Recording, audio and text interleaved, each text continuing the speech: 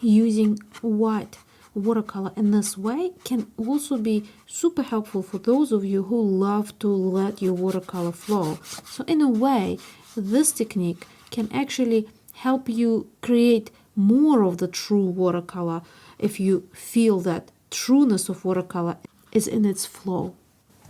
Make sure to leave things to dry between the layers to make it a little bit easier to control the paint.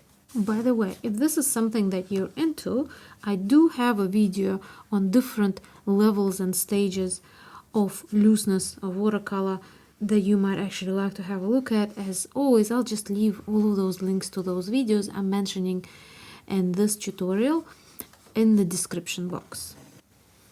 You can always paint very tightly to reserve the white of the paper, as you would with the true watercolor, but I also feel that the trueness of watercolor, sort of the other side of trueness, comes when you let the water and pigment dictate what they want to do.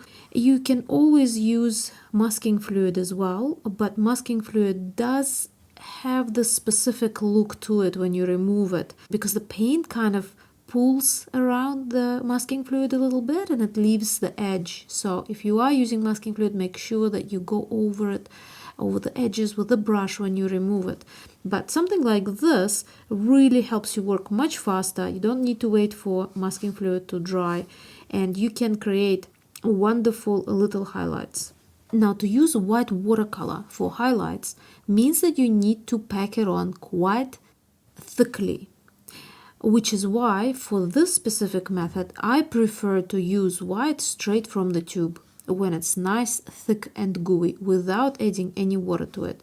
To be honest, my favorite paint for this specific technique of using white and watercolor is actually white gouache, because it's even more opaque.